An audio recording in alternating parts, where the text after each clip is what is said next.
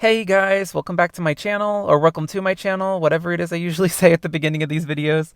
I'm going to be talking about update 7.4 since it just got released. Now, at the time of recording this, well, I might be wrong because I haven't actually checked in the last like 10 minutes, but the update has not been posted on Skullgirls mobile hub, so I'm just going to be looking at it through the in-game news, which is basically the same. I think it's exactly the same, it's just visually it's a little bit different. So anyways, let's just jump right into it.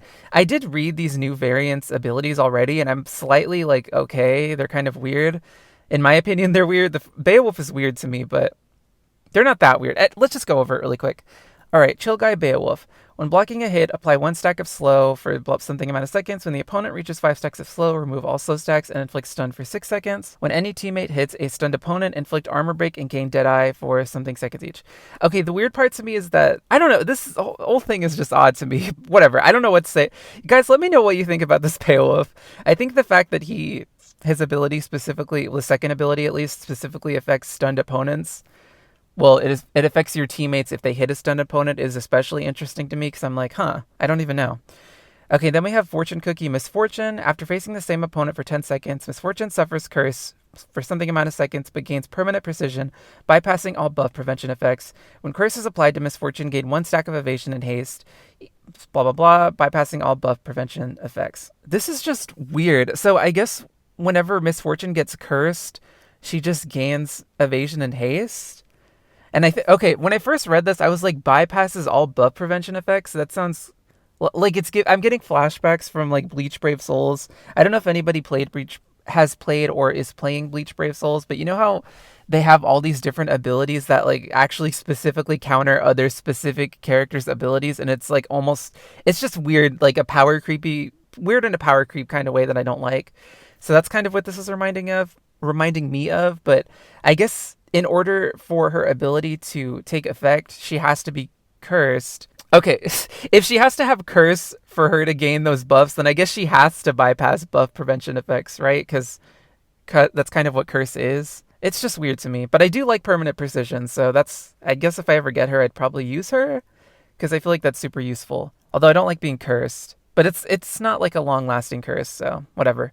Okay, next there's the whole pity system. So someone actually told this to me or told me about this a while ago. You guys, I woke up really early this morning, so I'm way more tongue tied than usual. Also, I'm not even, you know what? I'm not even going to mention what I was going to mention, but I'm sure you guys can see it. Okay, so we have the pity system. They explained it on the website. If you guys are curious about it, I would just go there for more specific information. Basically, if you pull from if you pull from a relic that takes from like the standard pool of relics or standard pool of characters, I mean, variants, then the pity system kicks in and you could potentially get whatever variant you picked from it. And I'm not going to go into all the details because like they explain it way better than I do. But I am excited for this because there's some variants that have been eluding me for a while. I'm sure you guys can relate.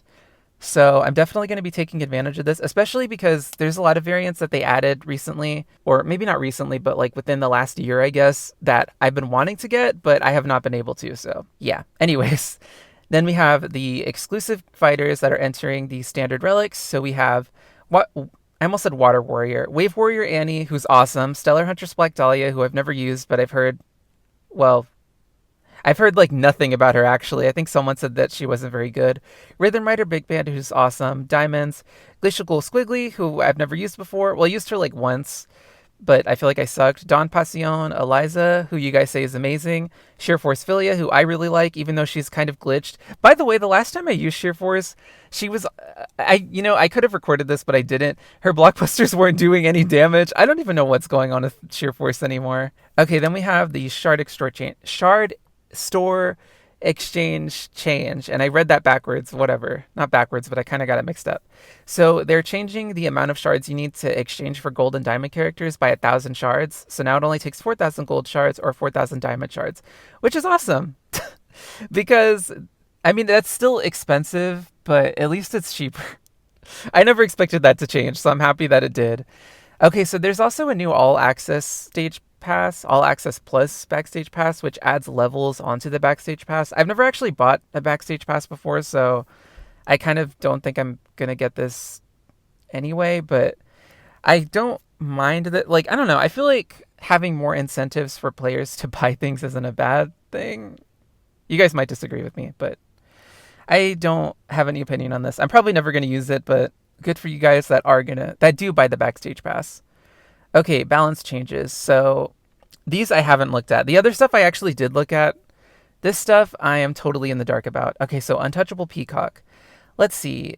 Before she had a chance to avoid all damage and gain unflinching. Now, when either fighter is hit, gain unflinching. Well, there's a chance to gain unflinching for X amount of seconds and invincible for 2 seconds. Okay. While benefiting from unflinching or invincible, deal bonus damage and regain health. Okay. Well, at least she doesn't have a chance. Oh, wait, no, she does because she gains freaking invincible. Okay, this is... Okay, I feel like Untouchable is still going to be annoying. But you know what? If you curse her, then at least you can avoid all of this. Because even before, if she didn't have unflinching, she could still negate all damage. So, I don't know. This is kind of weird. So, well, not weird, but like interesting. So, I guess now you could use her offensively if you wanted to, since she gets bonus damage. I don't know. Listen, I was never going to use Untouchable, so... And I'm still not. Okay, next we have Diva Intervention Eliza. Okay, while in segment mode, non-blockbuster attacks drain X amount of the opponent's blockbuster meter. While in segment mode, this is the new one. Non-blockbuster attacks deal... Okay, sorry, I was confused for a second. Because you have to use a blockbuster to use segment, so I was like, wait a second, what? But I forgot Eliza's just kind of weird like that. Okay, while in segment mode, non-blockbuster attacks deal bonus damage and drain... blah blah blah of the... Oh, that's really good. Okay, so she hits harder now. I remember trying to use Diva Intervention a long time ago. I know I said that I know now I basically never use Eliza, but listen, back in the day, I actually did try to use Diva Intervention. This is before I started making videos, and I did like that she could heal herself and could use blockbusters like over and over and over again. But I remember thinking her damage wasn't that good, but I like the fact that she can give herself, I like the fact that she hits harder now. Okay, next we have Firebranded Annie. I'm just so like scatterbrained right now, and I can barely read. Okay, Firebranded, I've said this before, I thought she sucked. I tried using her and I did not like her at all, but let's see what this changes. Okay, old abilities. Gain Enrage, blah blah blah, when using a special move or blockbuster while in star power mode. That's the part that I didn't like, that you had to be in star power mode to activate any of this stuff. Okay, I'll get into it in a second. Charge attacks consume all stacks of Enrage, inflict stun, and heavy bleed, blah blah blah. Okay, I didn't like before that she had to be in star power mode to activate. I don't even know what the other ability says, so for all I know, it could say the exact same thing. I didn't like that she had to be in star power mode to activate this stuff, and also she didn't have anything to actually increase her star power. Because at least with other characters like, what's her face? Oh my gosh, what is her name again? The one based on Cloud. At least with her, Materia Girl. At least with her, she can give herself star meter. I believe Moonstruck... Does Moonstruck give herself star meter? I think she does. And then finally, what's her face? Timeless Hero. She can give herself star power as well. So it's like, I don't know. There's a lot of Annies that can do that. But Firebranded couldn't. And I'm just like, I'm not a fan. Okay, anyways, on to her new abilities. Gain Enrage for blah blah blah seconds and remove one opponent buff when using a special move or blockbuster meter. Ooh, or why did I say meter? Or blockbuster. What? Okay, that's pretty cool. While in star power mode, charge attacks consume all stacks of Enrage, inflicting stun, hex, and curse per stack consumed. Okay, so she still has to be in star power to activate that other ability, but considering it inflicts stun, I feel like that is fair. Another reason I didn't like it before was that it inflicted heavy bleed, and that's kind of not helpful at all in No Mercy, and that really bothered me. So I like this new power, although per stack consumed. Oh, that's a change too. Or was it? Hold on. What was her old ability again? Oh, okay. I'm stupid. I didn't even realize before. This is how much I used Firebranded. I already forgot how her ability worked. I didn't even realize that the length of her stun and bleed lasted longer depending on how many stacks you had of Enrage. But I like that she can inflict hex and stun. That's pretty cool. Although you still have to be in star power mode, so I don't know. But maybe I'll actually use her. Okay, next we have Eager Deceiver Umbrella. Okay, Eager Deceiver Umbrella is one of those characters personally that I'm really bad with because I'm not good at timing my blocks well. And I don't think auto block counts as a well-timed block, unfortunately. So, yeah.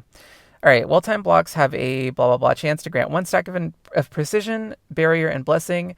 50% chance when using a blockbuster while ravenous to convert buffs into permanent enraged. Oh yeah, and that second ability sounded awesome, but I just never... I think because of the way I played as Umbrella and what moves I got her, I was almost never in Ravenous stage. Alright, new. Well-timed blocks have a blah blah blah chance to grant one stack each of evasion, barrier, and blessing. Okay, instead of precision. I think that's better because precision was kind of weird since you immediately lose it. I don't know. Precision's kind of. I like precision, but like if you only gain one stack of precision, I feel like it's weird, especially for somebody like Umbrella, because it's not like she really has a whole lot of low hit count attacks. I'm trying to think of one. I can think of her Umbrella sliding move. I don't know. Well-timed. Okay, I already read that. 50% chance when using a blockbuster while ravenous to convert 1 to 2 to 3 buffs into permanent enrage. Gain permanent precision while benefiting from 5 stacks of this enrage. Oh my gosh, another permanent precision. Guys, permanent precision is like being given out like candy right now. That's pretty cool. Maybe I'll use her again too, even though I just explained how much I suck with her. Oh well, I'm really bad with Eager Deceiver, you guys. Alright, moving on. That's pretty cool though. Underdog Beowulf. I think Underdog Beowulf is like the bronze Beowulf, the dark one, I think. Pretty sure. All right. Old, gain armor while suffering a debuff, gain haste while suffering a debuff. New, gain armor and haste when suffering a debuff. When Beowulf gains a buff, he also gains blockbuster meter. Okay, that's cool. Moving on. I'm never going to use them, I don't think. Number 1 Beowulf. Old, gain... Oh, this is the one that I have a shiny version of, I think. Actually, I might be lying. Gain haste when entering hype mode. 20% chance on hit to gain enrage while benefiting from haste. Okay, new, gain Deadeye and haste when activating hype mode. Blah, blah, blah, chance on hit to gain enrage for 15 seconds while benefiting from haste. Okay, I like that his other ability doesn't require him to be in hype mode in order to gain enrage. This is a weird comparison, but it kind of reminds me of Webcrawler in that Webcrawler, she can gain Deadeye, but she doesn't need Deadeye in order to activate in order to gain stacks of evasion. She just needs the enemy to have guard break. So that's kind of what that reminds me of. That's cool. I don't know, maybe I'll try to use him. Maybe. Like I said, I think I have a shiny version. I just don't remember. Wrestler X Beowulf. Oh my gosh, all these Beowulf changes. Gain regen, blah, blah, blah, for every 10% health lost. Each regen will only activate once. While in hype mode, all hits have a chance to inflict a bleed for something amount of seconds. I didn't even know he could do that. I've only ever seen this guy on defense. Well, I guess, obviously, where else would I see him? That doesn't make any sense. I don't know why I even made that statement. All right, Beowulf start. And by the way, I never see him anymore. I used to see him all the time, but that was a long time ago. Beowulf starts the match with blah, blah, blah, stacks at permanent regen. Ooh, that's different. While in hype mode, all hits have a chance to inflict bleed. Wait, what? So he just has permanent regen? Like, you can't get rid of it? What? But I guess if you inflict him with inverse polarity, that permanent regen will really go against him. That's crazy to me that he just has permanent regen. Okay, moving on. Oh my gosh, I feel like if I fight him, I'm going to be irritated if I forget to use somebody with inverse polarity. All right, Dragon Brawler Beowulf. This Beowulf I just leveled up, so I'm actually really scared. Actually, what am I talking about? I already read this. This is of the balance changes, this is the only one that I read. Because I'm like, wait, what happened to Dragon Brawler? Okay, his old essay. Gain blockbuster meter when defeating an opponent with a blockbuster, which is something that I apparently didn't know because originally I built him with I think I gave him all special moves and one blockbuster. But I changed his build a little bit. Okay, well, actually, did I change it? I don't even know what moves he has now. Gain 2 stacks of Enrage and Blockbuster meter when defeating an opponent while in hype mode. Okay, that's cool. I like that he can give himself Enrage. It doesn't say how long Enrage lasts, though. I don't know. Maybe it lasts as long as his hype mode lasts? Because it doesn't say it's like... Unless it's timeless Enrage? I don't know. If it's timeless, that's pretty awesome. Oh, shoot. If it's timeless, that's really awesome. Because that's basically... Well, it's not permanent Enrage, but, you know, it's close enough. But if it only lasts until hype mode ends, then... I mean, hype mode lasts a decent amount of time, so... Anyways, okay, Freedom Fighter Beowulf. New base stats now match Wolfsbane. Old. 10% chance to inflict armor break and gain auto block each when hit. Includes blocking. 10% chance to inflict armor break, and this is the new one. 10% chance to inflict armor break and gain auto block for X amount of seconds when either fighter is hit. Oh, okay, so, I mean, that's good, I guess. It's kind of the same, but now it just applies when he hits the enemy as well. And I don't know what his stats were like before, so I don't know what this stat change means for Freedom Fighter, but I don't know.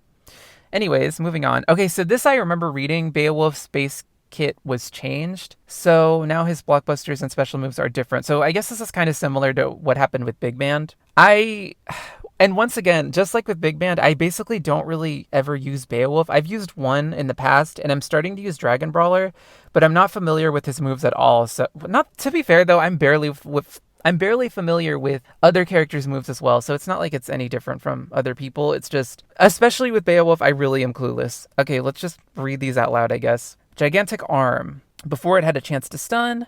Now it has a chance to stun, but it also has an increased chance to land a critical hit if used in hype mode. I feel like that's really good for somebody like, what's his face? Actually, is it? I was going to say it's good for somebody like Dragon Brawler, but I'm pretty sure he gives himself precision when he enters hype mode. So I don't know. No comment on that. Okay, but you know what? It's still something. It's like, it's automatically better because it's the same ability just with an added touch. Okay, Geetish Trepak? I don't know. Bonus damage if you... it just increased the bonus damage. Okay, Airwolf. Let's see. It had a chance to inflict armor break and slow. Now it has a chance to inflict... Well, it has a higher chance to inflict armor break. But instead of slow, it inflicts heal block. Okay. Lupine Pummel. Before it had a chance to inflict cripple and slow. I don't even... Is that the one where he, like, kicks the enemy in the face a million times? I don't know. I don't think it is. Is it? I don't know. But now it has less of a chance on hit to inflict guard break and curse. Okay, so they changed the debuffs that it inflicts. I mean, I like guard break better, and I also like curse, so I'm cool with that. 3 Wolf Moonsault. Reduces the opponent's blockbuster meter, blah, blah, blah, per landed hit. Now it has 100%, well, if maxed out, I guess, it has 100% chance on hit to remove one opponent buff. Defeated opponents cannot be revived if used in hype mode. That's pretty handy. Okay, next we have Beowulf's Marquee ability. So I always thought Beowulf's Marquee ability was really weird because his Marquee abilities are almost identical. It's just the conditions that they require are different, but otherwise they're exactly the same. And I always found that kind of odd because other characters like Philia have 2 totally different Marquee abilities. Where one, to get into specifics, Philia has Leech, where whenever she does damage, she recovers her health. And she also has something that allows her to, the first cut, I think it's called, a chance to inflict, it gives her a chance to convert bleed into permanent bleeds. So it's like, those are totally different things. But in Beowulf's case, it was almost exactly the same. Anyway, it was exactly the same, pretty much. Okay, moving on. So basically, Beowulf's old ability... It increases damage if his health was higher or lower than the opponent's. Just depends on what ability you picked. Now for the new one, Beowulf regains 1 to 2% health per second anytime his health is lower than his opponent's. Excuse me? What? So he has like splitting images ability now, just on all Beowulfs potentially? Okay, and then defending champ. Beowulf deals 10 to 20% bonus damage anytime his health is higher than his opponent's. Okay, did I say... Yeah, I don't know if I read that right or not, but that sounds really nice. Okay, that other ability, I like that. I don't know how I feel about him regaining his health per second. That's crazy. What? Regains 1 to 2% health. Okay, God, that's... I don't know how I feel about that. I guess if you inflict inverse polarity... You know what? At least he doesn't give himself immunity like Splitting Image does. So, and I feel like that's the main reason Splitting Image sucks. Like, yeah, her health regen sucks, but the fact that she has immunity, so you can't even, like, inflict inverse polarity on her unless you get it on her before she can get immunity. And it's permanent immunity, so you can't even remove it. So, that sounds scary to me, but it is what it is. Okay, now his prestige ability. Old, Beowulf deals bonus damage in hype mode for every 20 seconds elapsed during the match. New, Beowulf deals bonus damage in hype mode for every 20 seconds elapsed... Wait, what? Oh, it just increases bonus damage. Okay, never mind. I was like, wait, this is exactly the same. Oh, hey, my old thumbnail, you guys, for my Indomitable video. I actually didn't even know that this Indomitable was based on this character because I've never seen Chainsaw Man, so I don't even know who this is. But anyway, also, I feel like I think I have seen her in black and white. You guys know when you see a manga, this is a complete tangent. You guys know when you see a manga character in black and white and you're like, you kind of imagine what they look like in color, and then they come out in color and they look totally different than what you were imagining, and you're just like, oh, well, this is kind of weird. And sometimes it's like, oh, but I kind of like this. And sometimes it's like, these colors are really strange. Yeah, that was my case with this character because I'm like, oh. Anyways, moving on. Thank you guys so much for watching. At least I'm pretty sure. You guys never told me that Indomitable wasn't based on whoever this girl is. I actually was questioning if that was even true or not, but the wiki said that it was, so I just trusted it. Okay, anyways, thank you guys so much for watching. That was the update. Let me know what you guys' thoughts are. I really like this new pity system. I'm happy about that. I like that Beowulf is getting reworked because it gives me hope that other characters will get reworked in the future, because I think some characters... Okay, let's all be honest. Eliza's Marquee ability is just not very good. I feel like that's the thing that needs a rework most of all. You guys say that Eliza's really good, though, as far as her moveset is concerned, so I don't know if they would ever rework that. I wouldn't be surprised if they just rework everybody, but either way, It's cool that they're doing this, in my opinion, even though some of this stuff, well, specifically that health regen thing concerns me a little bit, but I don't really fight Beowulf that often. At least I don't fight a Beowulf that's built like tanky. I usually fight Beast King, and he's built for offense, so I guess that's scary for him, but I don't know. What I like the change to Dragon Brawler as well. I'm trying to think of what other changes I'm excited for. Oh, the Shard Exchange, of course, I'm happy about. But yeah, I think that's it. So, anyways, let me know what you guys think about this update. And yeah, I guess that's it for this. Thank you guys so much for watching. I will see you again next time. Goodbye for now. But goodbye for now. And also, I'm sorry that I'm so scatterbrained. It's so early. All right, goodbye.